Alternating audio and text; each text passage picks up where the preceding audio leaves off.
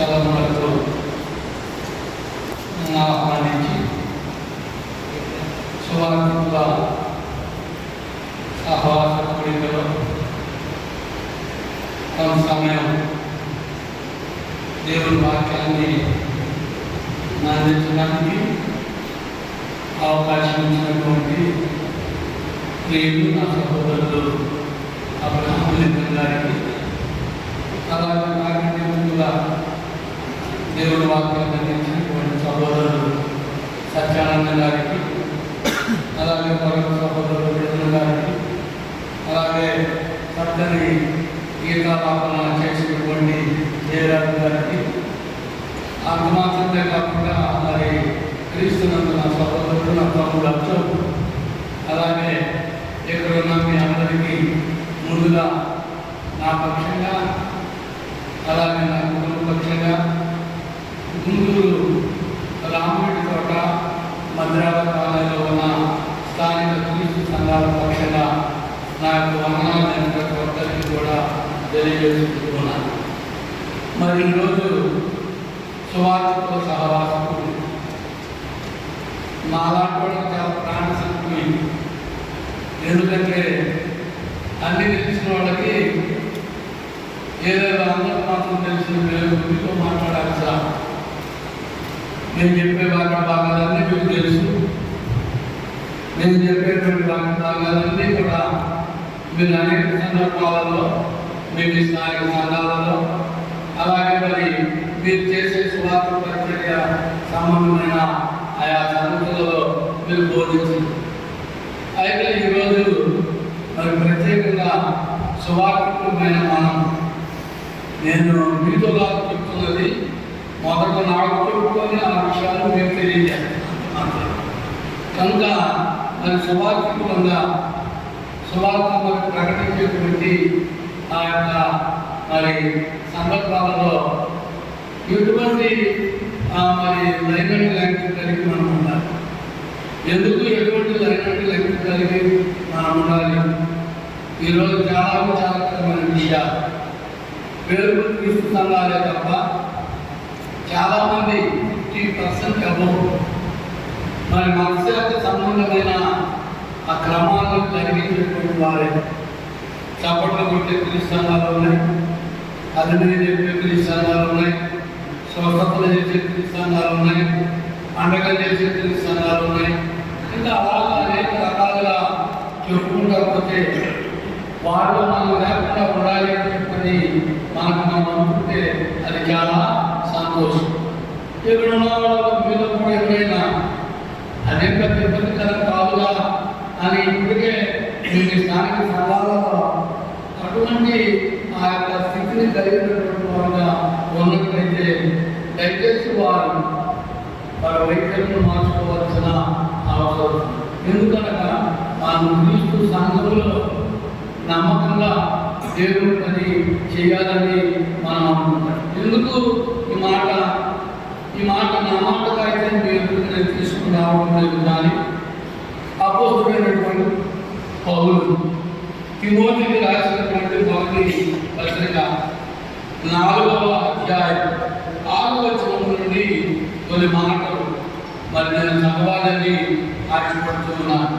అపోస్తులైన పౌలు తిమోతికి రాసిన మొదటి పత్రిక. దీని మీద కూడా నాకు అభ్యంతరం ఉన్నదన్నమాట మీకు తెలియదు.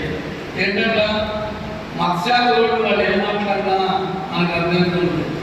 బట్ దురదృష్టవశాత్తు మన క్రీస్తు సంఘ స్వభావం కూడా ఇది పలికేటప్పుడు అపోస్తులైనటువంటి పౌలు తిమోతికి రాసిన మొదటి పత్రిక అన్నటువంటి పరిపూర్ణమైన వాక్యాన్ని కూడా చెప్పకుండా 1 తిమోతి, 2 తిమోతి, 1 పేతురు, 2 పేతురు అంటే ఇక్కడ ల్యాక్ ఆఫ్ నాలెడ్జ్ కాదు, కానీ ల్యాక్ ఆఫ్ ఇంట్రెస్ట్, నిర్లక్ష్యం.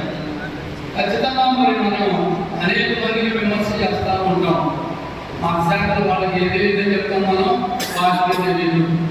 వాటి విరుద్ధంగా వారు ఇష్టం వచ్చినటువంటి రీతిగా వారు ఉండాలని మనం అంటున్నాం. ఖచ్చితంగా అంటున్నాం.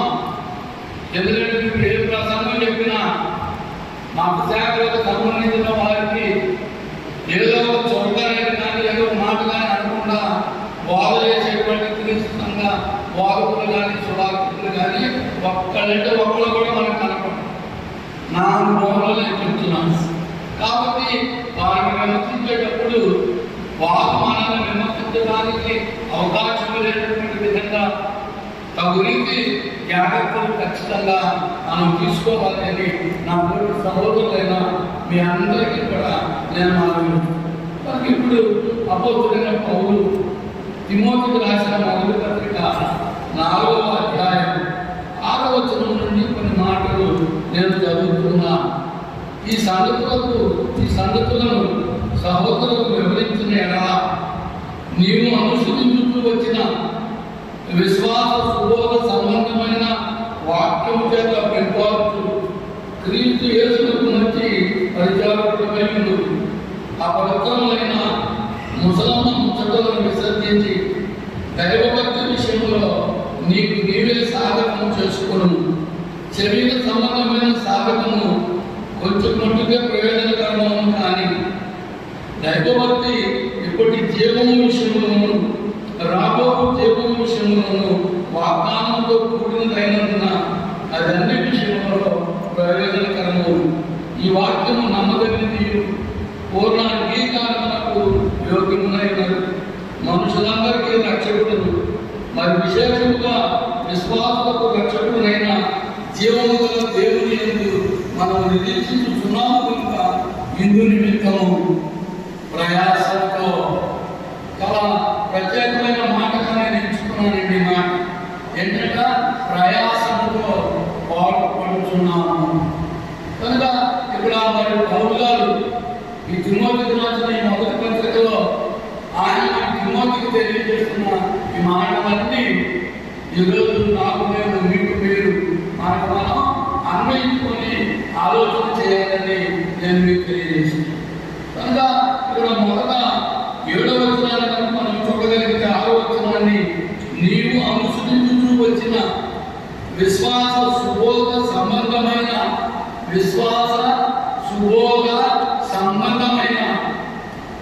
వాక్యము చేత పెంపారచు. అంత ప్రభునందు ప్రేమతోటి సహోదరులారా, ఈ మాట ఖచ్చితంగా మనందరికీ కూడా అర్థం. ఎందుకని మనకి ఈలోక సంబంధమైనటువంటి చమత్కార కల్పనలు చెప్పేటువంటి వారు కాదు. ఈలోక సంబంధమైన ఆ అభూత కల్పనలు వివరించేటువంటి వారు కాదు. ఇంకా ప్రత్యేకంగా ఇక్కడ ఒక మాట అన్నాడు పౌలు గారు, ముసలమ్మ ముచ్చట్లు అసలు మనం చెప్పనే చెప్పం. మనం ఏం చెప్పినా ఏ విషయాలు వివరించినా మనకున్న ఒకే ఒక్క ఆయుధము వాక్యం అనే ఆత్మకర్తం. ఈ వాక్యం అనేటువంటి దాన్ని ఆధారం చేసుకుని మాట్లాడేటువంటి మనం మొదటి జాగ్రత్తగా ఉండాలి. ఏదో మనం మాట్లాడేస్తున్నాం, ఏదో మనం చెప్పేస్తున్నాం, ఏదో మనం చెందేస్తున్నాం, అయిపోయింది అని అనుకోవాల్సిన అవసరము లేదండి. ఖచ్చితంగా మస్ట్ బి టేక్ కేర్. అన్ని విషయాల్లో కూడా మనకు జాగ్రత్తగా ఉండాలి. ఉన్నప్పుడు మాత్రమే ఇక్కడ మనం నిలబడగలం. ఉన్నప్పుడు మాత్రమే ధైర్యంగా మనం దేవుని యొక్క వాక్యాన్ని ప్రకటించగలం. కనుక ఈ విషయాన్ని ప్రతి ఒక్కరూ కూడా గమనించాలి. చాలా అద్భుతమైన మాట్లాడండి. విశ్వాస సంబంధమైన శుభోగ అంటున్నాడు. ఇక్కడ 6వ వచనంలో అద్భుతమైన మాట మరొకసారి విశ్వాస శుభోగ సంబంధం. విశ్వాసము, ఆ విశ్వాసానికి అనుగుణంగా మంచి బోధ. ఎక్కడి నుంచి మనం మరి డెవలప్ చేస్తున్నామంట అంటే దేవుని వాక్యం చేత వివాదం చేసుకున్నటువంటి మనం అపవిత్రములైన జోలికి వెళ్ళకూడదన్నటువంటిది ఖచ్చితంగా నీవు నేను తెలుసుకోవాల్సిన విషయం. అలాగే 2వ మాటగా కనుక మనం ఆలోచన చేసినట్లయితే చాలామంది మనశాఖల వాళ్ళు ఎలా వచ్చి నిలువబడి వాక్యానికి ముందు ప్రార్థన 2 మాటలు చెప్తారు. నేనేం మాట్లాడాలో మీకు నాకు తెలియజేసేటటువంటి 2వ మాట, ఇదిగో నీ నోటి బోధగా మనం వాడుకుంటారు.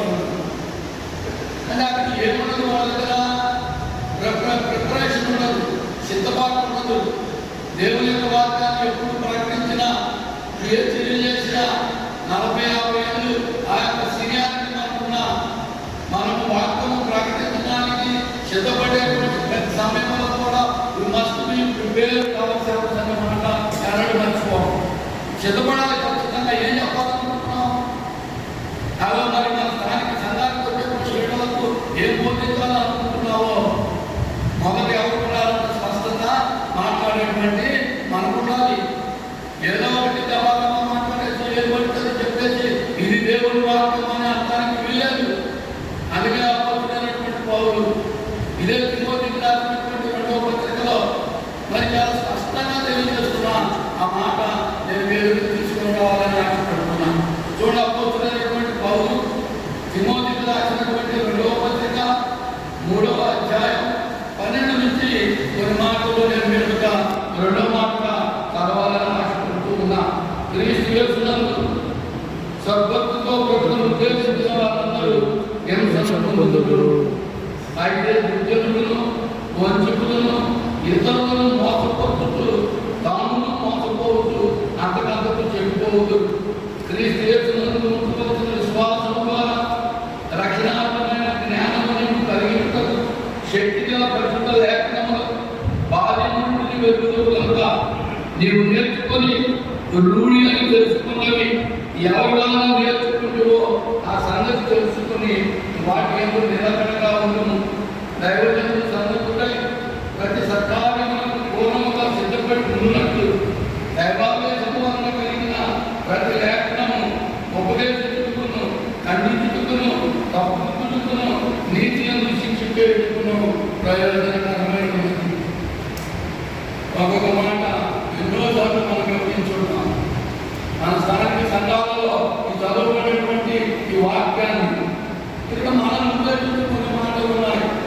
దేవుని వాక్యము భాగ్యం నుండి వేరుగా ఇంకా అద్భుతమైన ఆ కొన్ని మాటలు క్రీస్తు యేసునందు ఉంచవలసిన విశ్వాసము ద్వారా రక్షణాత్మకమైన జ్ఞానముని కలిగించుటకు శక్తి గల పరిశుద్ధ లేఖనములను బాల్యం నుండి వెలుగు కనుక మేము నేర్చుకొని రూఢి అని తెలుసుకున్న వాటి ముందు నిలకడగా అనిపించాం. చాలా మంది మనం చూస్తూ ఉంటాం. అంటే సందర్భంలో ఒక మాట నేను చెప్తున్నా.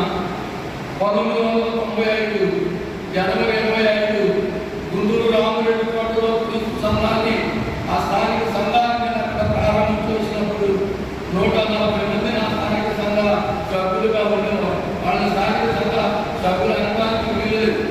వచ్చేవాళ్ళు మా నాన్నగారు కొద్దిగా గుర్తింపు దగ్గర వ్యక్తి అవ్వడం వల్ల ఎర్రమందుల కుమారుడు కనుక ఆ యొక్క మరి ఆ చర్చి పెట్టేటువంటి సంఘాన్ని పెడదామని తండోపు తండలుగా 140 మంది వచ్చారు. కానీ నేను నేర్చుకొని రూఢి అని తెలుసుకున్న వాక్యాన్ని మాత్రమే నేను అక్కడ ప్రకటిస్తే చివరికి నా స్థానిక సంఘంలో నేను, నా భార్య, నా తల్లి, నా తండ్రి, నా ఇద్దరు పసిపిల్లలు తప్ప ఒక్కడు కూడా మిగలదు. ఇది వాస్తవం. నేను నలుగురమే, మా అమ్మ, మా నాన్న, నేను, నా భార్య, నా ఇద్దరు పసిపిల్లలు. కానీ ఆ స్థితిలో కూడా నేను వెనుకకు తీయలేదు. అదే విధానంలో నేను ఏమైతే నేర్చుకున్నానో ఇదిగో మరి ఆ సత్యమునకు ఆధారమైనటువంటి ఆ యొక్క సంఘమే నిజమైనటువంటి సంఘం అని చెప్పని నేను మరి విడువుగా అదే సువార్తను 30 సంవత్సరాలకు ప్రకటిస్తున్నాను. 100 మందికి తర్వాత నా చేతులతో నేను బాప్తిసాలు ఇచ్చాను. అందులో 20 మంది మైగ్రేట్ అయిపోయాడు, వేరే వేరే వేరే ప్రాంతాలకు వెళ్ళారు. 40 మంది మళ్ళా ఈ బోధనకు పిలుచుకున్నలేక మన శాఖలోకి వెళ్ళిపోయారు. ఈరోజు నా స్థానిక సంఘము 40 మంది. అయితే ఏంటంట, గర్భితో ఉప్పాలు కరిపెట్టేందుకు కాదు కడిపెడేలా కర్మ పాలు దేవుని వాక్యాన్ని గ్రహించి దేవుని యొక్క వాక్యాన్ని అంగీకరించి దేవుని వాక్యమందు ఆ నిలుచుకునేటువంటి వారు ఎంతమంది అయితే మనకి ఏంటండి ఓకేది మొత్తాలైతే ఉపయోగం ఏంటంటే వాటి పెడతావా నీకు నా పాలక నిన్ను నన్ను పెంచి పోషించడానికి ప్రయోజనకరంగా కావా? ఇది నా ప్రశ్న. నేను నమ్మాను, నేను నిలిచాను. ఈరోజు ఒక 40 మంది పరిపూర్ణ వాక్య జ్ఞాన సంపన్నత కలిగిన దేవుని బిడ్డలతో నా స్థానిక సంఘాన్ని నేను నడిపించుకుంటున్నాను. నువ్వు దేనినైతే అంగీకరించావో దాని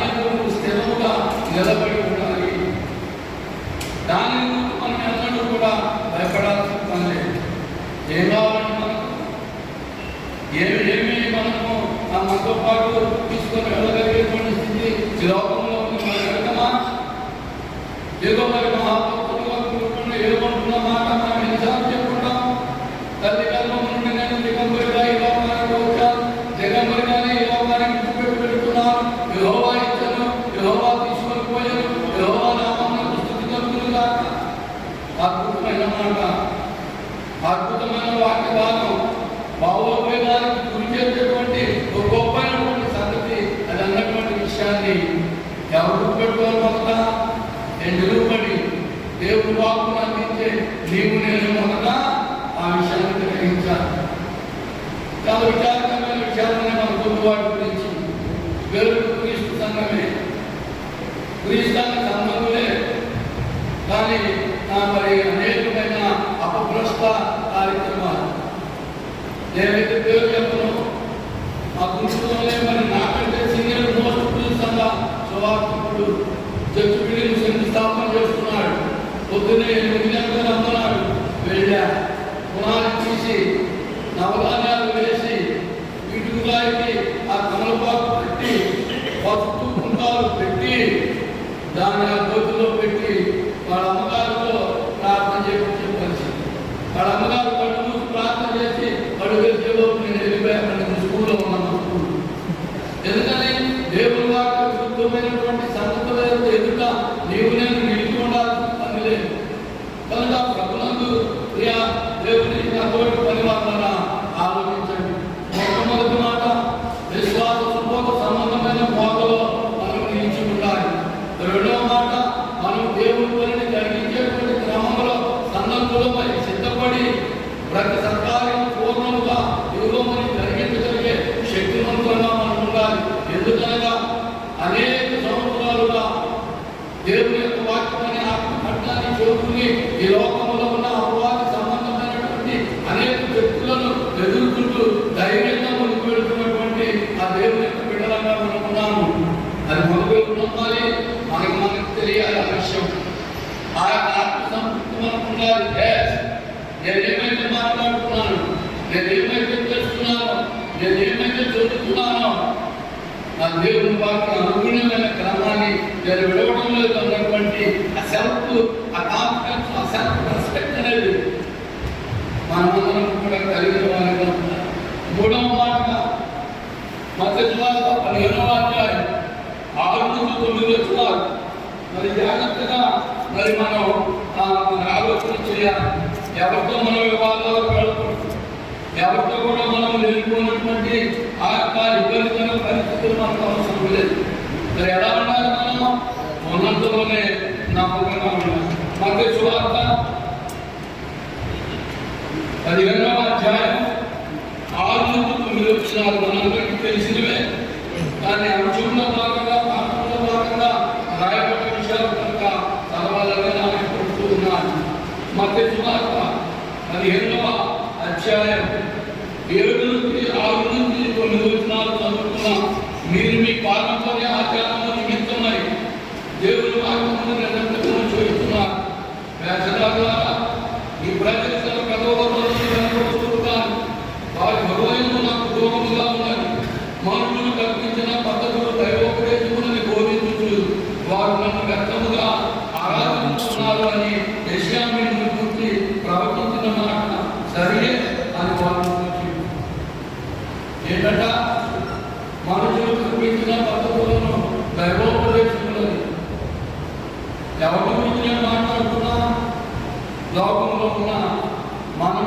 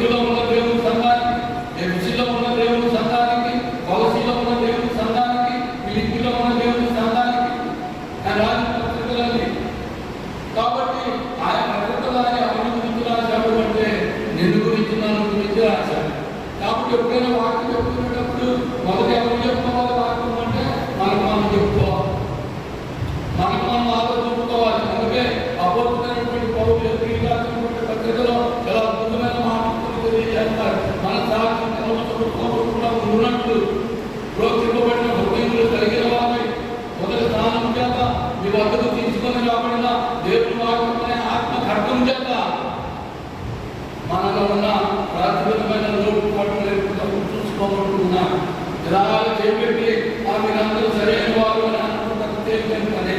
కానీ ఒక ఏళ్ళు లేదు మీ వైపు చూస్తున్న తరుణంలో 4 ఏళ్ళు నన్ను చూపిస్తూ ఉంటాయి. చెప్పినటువంటి మాటే, మరి అయ్యా మీ కంటిలో దూరం ఉన్నది, ముందు మీ కంటిలో ఉన్న దూరాన్ని తీసేసుకుని ఎదురువారి కంటిలో ఉన్న నలుసు వెతకండి. ఇలా చెప్పుకుంటే విస్తారమైన మాటల వల్ల దోషాలు వస్తాయి. అంతకంటే ముందుగా అబ్రాహాం సమయం కూడా తగ్గింది. అది కూడా చూసుకోవాలి బాధ్యత.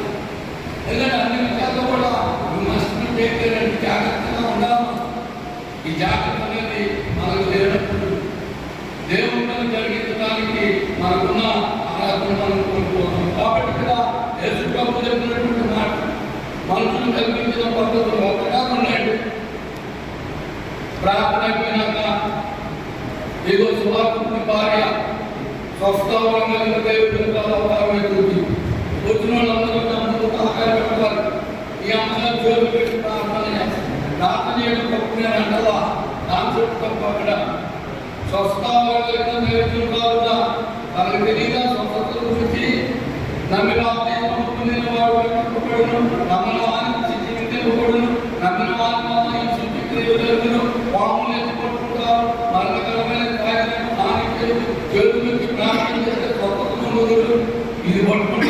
మనం కలిగి కానీ నాలో ఉన్నటువంటి అద్భుతమైన అంశాలు ఉన్నాయి. వాటి గురించి వివరించగలిగే వాటి జ్ఞాన సామర్థ్యం కూడా ఉండదు. పౌరులంటున్నాడు బోధిపరాని విషయాలు భావంలోకి చొచ్చి తిరగమని ఆ యొక్క దేవుడి బిడ్డల్ని లాక్కుపోయేటువంటి ప్రయత్నం చేస్తారు. ఏంటంటే వాళ్ళకి పరమావధి వారు గడిపేవాడికి పరమావధి వారు గడిపేవారి అర్థం. కనుక జాగ్రత్త. నీవు నేను మనం బోధించేటప్పుడు క్రిస్మస్ వస్తుంది. చాలా విచారకరమైన మాటలు చెప్తున్నా. ఎవరికి సంఘాలు స్థాయిలో రెడీ చేసుకునేవాళ్ళు చాలా మంది మీరు చూడొచ్చు. మీరు నేనే చెప్పినటువంటి మాట నేను ముస్లింలో మాట్లాడుతున్నా. ఖచ్చితంగా ఇప్పుడున్న మీరందరూ కూడా పూజ ఉంటారని నేను నమ్ముతున్నా. ఎక్కడో కూడా మనం అందరం చేయకపోవచ్చు. కానీ అలాగే చెప్పేటువంటి వారు ఏం చేయాలనుకున్నా స్త్రీ సమాన దానిలో పక్కన దేశం వచ్చినటువంటి విధానంలో వెళ్ళిపో, దేశం వచ్చినటువంటి కార్యక్రమాలు చేసుకో. எல்லாருக்கும் కూడా చెప్పాను. ఏదో ప్రోగ్రాం ఆ యొక్క అసలు పునాది ఆ నవధాన్యాలు చర్చి కూడా నవధాన్యాలు ఇమీడియట్గా కట్టేటువంటి మహానుభావులు ఎక్కడ అనుకుంటున్నారు? మన క్రిస్టియన్లలోనే ఉన్నారు. వారిని గురించి క్రిస్టియన్ మాట సంభాషణ చేయడానికి కూడా ఇష్టపడటం లేదు. కానీ మరి ఆ నామాన్ని కలుపుకొని వారి కార్యక్రమాలు చేస్తున్నారు. కాబట్టి మనం వారి గురించి గుర్తు చేసుకోవాల్సింది. కనుక మూడో మాట, మొట్టమొదటి మనం ఇచ్చి ఉండాల్సిన ద్వారా, రెండవది మనం బోధించడానికి ముందు సిద్ధపడాల్సిన అవసరం, మూడవది మనం కల్పించిన పద్ధతులకు దూరంగా దేవుని యొక్క వాక్యము ఉన్నట్టుగా ప్రకటించగలిగే సామర్థ్యము కలిగినటువంటి వారిగా మనం ఉన్నాం. తర్వాత నాలుగో మాట, ప్రభుత్వ యేసు మాట్లాడినట్లుగా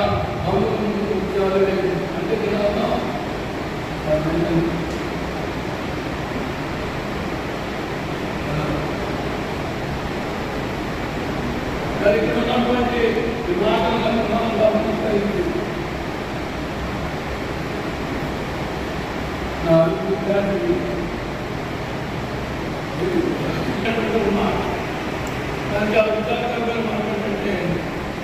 ఈరోజు సమాజం మనం ప్రశ్నిస్తా ఉంది. పనులు ముఖ్యాలు వేసిన మాట బాగానే ఉంటుంది. పనులు ముఖ్యాలు దీనికి ఎవరు చెప్తారు కావాలి? ఎందుకైనా జరుగుతున్నారు వాడు అమ్మాడుతున్నది. ఇది కూడా మనం తెలుసుకోవాలి. కాబట్టి ఇక్కడ దేవుడి విడవ ఎదుగుతున్నారు. వెళ్ళేటప్పుడు మనకు అవసరం ఎలా ఉంది, మన ఆలోచనలు ఎలా ఉన్నాయి, మన ఆకాంక్షలు ఎలా ఉన్నాయి, మనం చేసేటువంటి వివిధ రకాలైనటువంటి ఆయన క్రియలు ఏ విధంగా ఆ సంఘాన్ని ప్రవర్తించలాగున్నాయా, లేక ప్రశ్నించలాగున్నాయా, లేకపోతే వాళ్ళకి అసలు బలవంతంగా కూర్చొని బయటకు వెళ్ళి ఎందుకు గురించి కొనుక్కునే చదువుకునే ఉన్నాయా ఆలోచన చేసుకోవాలి.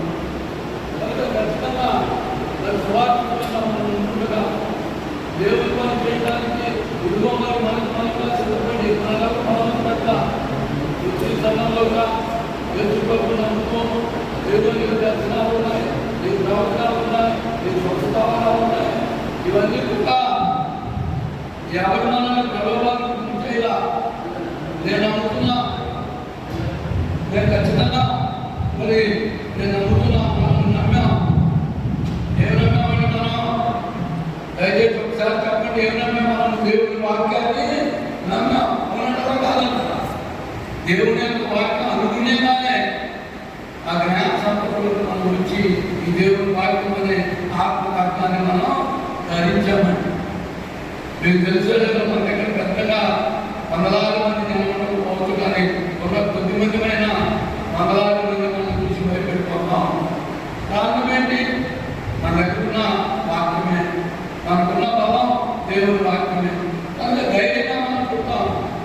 దేవుని యొక్క వాక్యం ఈ రీతిగా ప్రకటిస్తున్నటువంటి సంగతి నిజంగా అన్నప్పుడు ఎదుర్కోవాలి దగ్గర సమాధానము కాదు. ఐదో మాటగా మరి మనం జాగ్రత్తగా పరిశీలన చేసినట్లయితే నీవు నేను మనం అందుకు యుగోస్ అనేవి కనబడతాము. మన ఇతరులని అంగీకరించడానికి, స్వీకరించడానికి, ప్రేమించడానికి, ఆదరించడానికి, వారిని గురించి ఒక సానుకూలమైనటువంటి ఆ విధానంలో ఆలోచన చేయడానికి ఇష్టపడేటువంటి ఆ తత్వాలు మనలో చాలా మందిలో ఉండవు.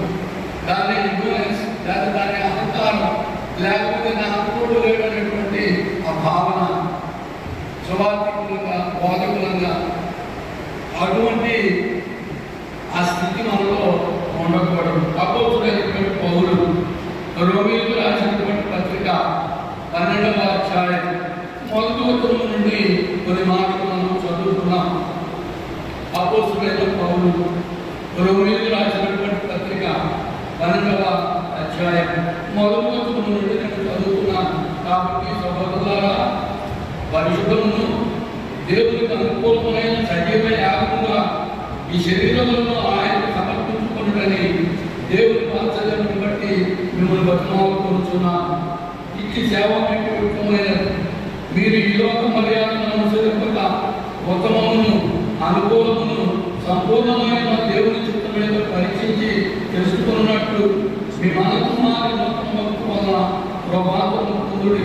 కనుక ఎంచుకోదగిన దానికంటే ఎక్కువగా ఎంచుకోక దేవుడు ఒక్కొక్కరికి వ్యక్తించిన విశ్వాస పరిమాణం ప్రకారం తాను స్వస్థ బుద్ధి తర్వాత రీతిగా తను ఎంచుకోవాలని నాకు అనుకూలింపబడిన ప్రభుత్వం బట్టి మీలో ఉన్న ప్రతివానికను చూపించు. ఏంటంట? తనను తాను తగ్గించుకోమన్నటువంటి మాట. ఇంకా చాలా ప్రాముఖ్యమైన విషయాలు. పరిశుద్ధములు దేవునికి అనుకూలమైన సజీవ యాగముగా, కాబట్టి దేవుని బిడ్డలంగా దేవుని పనిని జరిగించేటువంటి వారంగా మొదట మనలో పరిశుద్ధత, పవిత్రత, ప్రవర్తన. అద్భుతమైనటువంటి పౌలు తిమోతికి చెప్పిన మాట, ఇరువురి యొక్క మరి మాటలోను, లేక నీ ప్రవర్తనలోను, నీ పవిత్రతలోను ఇతరులను తృణీకరించకుండా, నీ అవలమును బట్టి నిన్ను ఎవరు తృణీకరింపనీయము. నీ మాటలను లేదా నీ పవిత్రతలను నువ్వు విశ్వాసులకు మాదిరిగా ఉండును. కాబట్టి ఖచ్చితంగా మనం నమ్మాలి. క్రీస్తుతో కలిసి నడయాడటం అంటే ప్రదర్శన కాదు. మరి ఏంటంటే ఆ ప్రదర్శన కాకపోతే ప్రవర్తన. క్రీస్తు ప్రభువుతో కలిసి మనం జీవించడానికి కావాల్సింది ప్రదర్శన కాదు, ప్రవర్తన కావాలి. అలాగే క్రీస్తు ప్రభువును కలిగి మనం జీవించడానికి మనకు కావాల్సిన నటన కాదు, నడక. ఈ రెండు చక్కగా మీరు జ్ఞాపకం ఉంచుకోవాల్సిన మాటలు నేను అనుకున్నాను. మా స్థానిక సంఘానికి అదే మాటలు నేను చెప్పాను. క్రైస్తవ్యం అనగా ప్రవర్తన, ప్రదర్శన కాదు. క్రైస్తవ్యం అనగా నడక, నటన కాదు. కాబట్టి క్రైస్తవ్యం అనగా యాంత్రికమైన ఆర్టిఫిషియల్ లైఫ్ స్టైల్ కాదని ఆర్టిఫిషియల్ లైఫ్ ఉంది. హృదయపూర్వకంగా మరి వ్యక్తిగతంగా దేవుడిని ప్రేమింప వస్తువులమై మరి ఈ యొక్క మధ్యాహ్నకాల సమయంలో నీవు నేను మనందరం కూడా ఆలోచన చేయాల్సినటువంటి సంగతి. ఈరోజు నేను మీరు తెలియజేస్తున్నటువంటి అంశము సువార్తను ప్రకటించడానికి కొన్ని లక్ష్యాలు. నీకు నేను మనం సువార్తను ప్రకటించడానికి కొన్ని ఎయిమ్స్, కొన్ని గోల్స్, కొన్ని సిస్టమాటిక్ థింగ్స్ అనేవి ఏమేమో మనం తెలుసుకోవాలి. మొదటి మాట ఏముండాలి? మనకి ఆ విశ్వాస సుబోధ సంబంధమైన వాక్య జ్ఞానం ఉండాలి. రెండవది మనలో ఏముండాలి? ఏ సందర్భంలో దేవుని యొక్క వాక్యాన్ని మనం అందించాలన్నా సిద్ధపడి మనము ఆ దేవుని మాటలు అందించడానికి ముందుకు సాగాలి. మూడవదిగా మనలో ఏముండాలి? మనుషుడు కల్పించిన పద్ధతులకు దూరంగా మనం పారిపోయేటువంటి వారంగా ఉండాలి. నాలుగవదిగా దేవుని యొక్క వాక్యాన్ని వ్యర్థమైనటువంటి స్థలాలలో, వ్యర్థమైనటువంటి మనుషుల యొక్క ఇదిగో వ్యర్థంగా మనము వినియోగించేటువంటి ఆ యొక్క శుష్క ప్రయత్నాలు మనం చేయకూడదు. ఐదవదిగా మరి సజీవ యాగంగా నీవు నేను మన జీవితాలను దేవుడికి సమర్పించుకోగలిగే ఆ గొప్పైనటువంటి స్థితి మనకు ఉండాలి. ఆరవ మాటగా మరి దుర్బోధనను ఖండించగలిగే శక్తివంతంగా మనం ఉండాలి. ఆ దుర్బోధనను ఖండించాలి అంటే మొదట నీవు నేను మనం సరైన భక్తిని, సరైన నీతిని నిలిచి ఉండాలి. ఇదే మాట అపోస్తులైనటువంటి పౌలు తీతుకు రాసినటువంటి పత్రిక 2వ అధ్యాయం. అపోస్తులైన పౌలు తీతుకు రాసినటువంటి పత్రిక 2వ అధ్యాయం 11 నుంచి 15 వచనం దాకా మనం చదువుతున్నాం. అపోస్తులైన పౌలు తీతుకు రాసినటువంటి పత్రిక 2వ అధ్యాయం 11 నుంచి 15 వరకు నేను చదువుతున్నాను. ఇంకా నాకు 10 నిమిషాల వ్యవధి ఉన్నది. ఈ 10 నిమిషాల వ్యవధిలో మరి నేను నా సమయాన్ని ముగిస్తున్నాను. 12 గంటల 15 నిమిషాలకు నాకు సమయం ఇవ్వబడింది. 12 గంటల 50 నిమిషాలకు ముగించాల్సిన బాధ్యత నా మీద ఉందని నేను నమ్ముతున్నాను. అపోస్తులైన పౌలు తీతుకు రాసినటువంటి పత్రిక 2వ అధ్యాయం 11వ వచనం నుండి 15వ వచనం దాకా నేను చదువుతున్నాను. ఏమైనా సమస్త మనుషులకు రక్షణకరమైన దేవుడు ప్రత్యక్షమై మన భక్తిహీనతను, యెహోవా సంబంధమైన దురాశలను విసర్జించి శుభప్రదమైన నిరీక్షణ నిమిత్తం అనగా మహాదేవుడును మన రక్షకుడైన యేసుక్రీస్తు మహిమ యొక్క ప్రత్యక్షతకు ఎదురు చూచుచు ఈ లోకంలో స్వస్థ బుద్ధితోను, నీతితోను, భక్తితోను బ్రతుకుండవాలని మనకు బోధించుతున్నది. ఆయన సమర్థమైన దుర్నీతి నుండి మనల్ని విమోచించి సక్రియలందు ఆసక్తి గల ప్రజలను తన కోసము పవిత్రపరచుకొని తన సొత్తుగా చేసుకున్నట్టు తను తానే మన కొరకు అర్పించుకొని వీటిని గురించి బోధించుతూ, హెచ్చరించుతూ సంపూర్ణ అధికారంతో దుర్బోధను ఖండించుతుందని నిన్ను ఎవరిని ధృవీకరింపనీయకుము అని చెప్పని తీర్చుకు అపోతులైనటువంటి పౌలు ఈ సంగతి రాశారు. కాబట్టి ఇక్కడ ప్రాముఖ్యమైన ఆ మాట దుర్బోధను ఖండించమంటున్నాడు. ఈ దుర్బోధను ఖండించాలి అంటే మనకి ఎటువంటి గుణ లక్షణాలు, ఎటువంటి యాటిట్యూడ్, ఎటువంటి బిహేవియర్, ఎలాంటి క్యారెక్టర్ మనం కలిగి ఉండాలో ఆ పైన వివరిస్తాం. కనుక నీవు నేను ఈ మాటల గురించి ఆలోచించాలి. ఎందుకంటే ఆ మాటలు ఆయన మరి 11వ వచనంలో మనం జాగ్రత్తగా గమనిస్తే అనగా మహాదేవుడు మన రక్షకుడైన యేసుక్రీస్తు మహిమ యొక్క ప్రత్యక్షతకు ఎదురు చూచుచు ఈ లోకంలో స్వస్థ బుద్ధితోను, నీతితోను, భక్తితోను. స్వస్థ బుద్ధితో అంటే మన దగ్గర కాపాడాలి ఏమీ ఉండదు. అన్ని తెలిసిన పుస్తకంలో ఆయన గురించి మీకు తెలియదు. ఒకళ్ళంటే మన సంఘం మన బోధించడానికి ఎవరు కాదు, ఒక్కళ్ళంటే కాదు. ఆయన ఏదో బోధిస్తాడు కానీ అలాంటి శ్రేష్టం గురించి వదిలేస్తే నీకు నేను ఈ పరిశుద్ధ గ్రంథాన్ని వదిలేసి లోకంలో వెళ్ళిపోవడం. కనుక నాతోటి నా పనివారు ద్వారా ఈరోజు సువార్త సహవాస కూడికలో ఏదో మరి నేను చెప్పిన సంవత్సరాన్ని మీరు సమర్థ జ్ఞానవంతులైనటువంటి మీరుగా నేను మీలో పక్కనగా దేవుడు నాకు ఈ అవకాశాన్ని బట్టి మీతో మాట్లాడుతున్నాను తప్ప మీకు తెలియనటువంటి ఏ విషయాలు నేను వెలుగుకి తీసుకొని రావడం లేదన్న మాట మనం చూస్తాం. తర్వాత 7వ మాటగా కనుక ఆల్రెడీ ఇందాక రోమిల పత్రికలో చెప్పుకున్నాం. తనను తాను తగ్గించుకునేటువంటి విధానంలో అపోస్తులైనటువంటి పౌలు ఫిలిప్పీయులకు రాసిన పత్రిక 2వ అధ్యాయంలో 1వ వచనం నుండి కొన్ని మాటలు మాట్లాడుతూ గతిచేత నేను ప్రధాన నేను ఏమి చేయక ఏక మనస్సు కలిగి ఏక భావం కలిగి ఏక తాత్పర్యంతో ఒకే ఒక మాటలు మనం నిలిచిపోయేటువంటి ఆ క్రమాన్ని గురించి పౌలు అక్కడ ఆ ఫిలిప్పీలో ఉన్న దేవుని సంఘానికి రాసినటువంటి పత్రిక. కనుక నీవు నేను మనం అపోస్తులైనటువంటి పౌలు చెప్పిన ఒక మాట, నేను క్రీస్తుని పోలి నడుచుకుంటున్నా, మీరు నన్ను పోలి నడుచుకుంటున్నారు.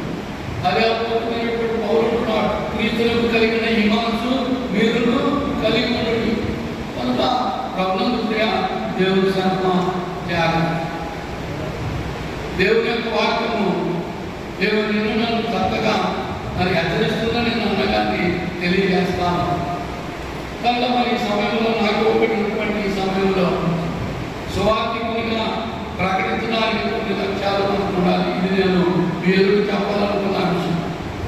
ఆ లక్ష్యాల మొదటి లక్ష్యం ఆ విశ్వాస శుభాల సంబంధమైన వాక్య జ్ఞానం.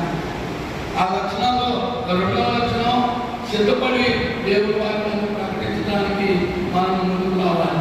మూడవ మాట, ఆ మనుషులు కల్పించిన పద్ధతులకు దూరంగా మనం పాల్గొవాలి. ఏదైనా కావచ్చు, అనేకమైన చెప్పుకుంటే దానికి ఒక సమయం కావాలి. ఈరోజు లోకంలో క్రీస్తు సువార్థికులుగా, క్రీస్తు సభ్యులుగా, క్రీస్తు సంఘాలుగా ఏదో మనకు జరిగించడానికి అనేక కార్యాలను జరిగించేటువంటి వారు ఎక్కువైపోయారు. కనుక ఆ ఎక్కువైనటువంటి వారిలో నీవు నేను మనం తక్కువైపోవాలని అనుకుంటాను. ఆ క్రీస్తు ప్రభుత్వ సంఘంలో స్థిరంగా బలంగా ఘనంగా పునాది మీద కట్టబడి ఏదో నీవు నేను ఏ యొక్క ఆ విశ్వాస శుభ్ర సంబంధ వాక్య జ్ఞానంలో నిలిచి ఉన్నామో దాన్ని నిశ్చలంగా మనం పట్టుకున్నాం. మనం పుట్టుకునే దానిని నిశ్చలముగా పట్టుకున్నాం. ఎవరు చెప్పారు ఈ మాట? అపోస్తులైన పౌలు. ఎవరు చెప్పాడు?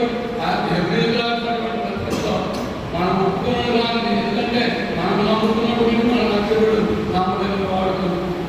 కనుక మనం ఈ విషయాలన్నింటినీ కూడా జాగ్రత్తగా తెలుసుకొని వాటిలో నిలిచి ఉండి దానికి తగినట్లుగా మనం మన యొక్క విశ్వాస జీవితాలను మలుచుకొని ప్రభు రాకడ ముందైనా మనం పోకడం ముందైనా ఆ దేవుని యొక్క కృపకు పాత్రులమై ఈ లోకంలో ఉన్న క్రైస్తవుల యొక్క నిరీక్షణ ఫలమైన ఆ పరలోక రాజ్యాన్ని స్వతంత్రించుకోవడానికి ఆ పైన వాటినే వెరకుడని భవిష్యలో ఉన్న సంఘానికి పౌరులు చెప్పినటువంటి రీతిగా నీవు నేను మనం ఉన్నంతలో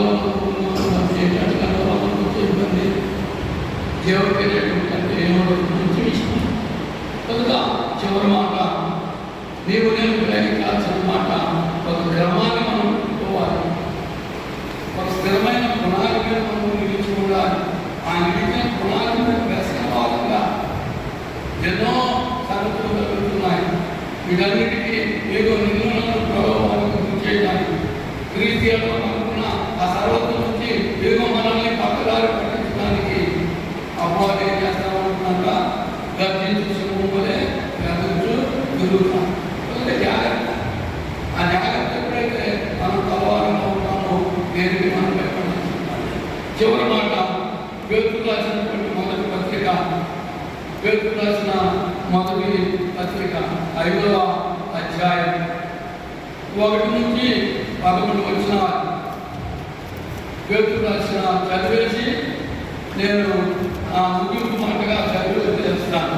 అప్పుడు పేతురు రాసిన మొదటి పత్రిక 5వ అధ్యాయం 1 నుంచి 11 వచ్చిన దాకా చదివిన మీకు వందనాలు తెలియజేస్తాను. తోటి పెద్దలు క్రీస్తు శ్రమలను కూర్చున్న సాక్షిని బయలుపరచబడబోవు మహిమలో పాల్గొనైన నేను మీలోని పెద్దలను హెచ్చరించుచున్నాను.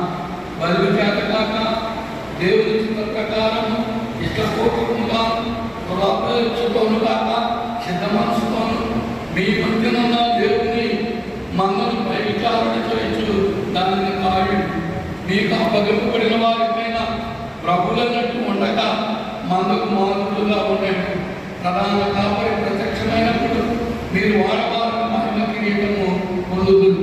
చిన్నదారా, మీరు పెద్దలకు లోబడి ఉండి మీరందరినీ ఎదుటివారి దీన మనసును వస్త్రమును ధరించుకొని మిమ్మల్ని అలంకరించుకుని దేవుడు అహంకారులను ఎదిరించి దీనులకు కృప అనుగ్రహించను. దేవుడు తగిన సమయమందు మిమ్మల్ని హెచ్చించినట్లు ఆయన బలిష్టమైన చేతి కింద దీన మనసులైనడు. ఆయన మిమ్మల్ని పూర్తి చింతించుతున్నాడు కనుక మీ చింత యావత్తు ఆయన నిలవేడు. నిబలమైన బుద్ధి గలవారి నెలకుగా ఉండు.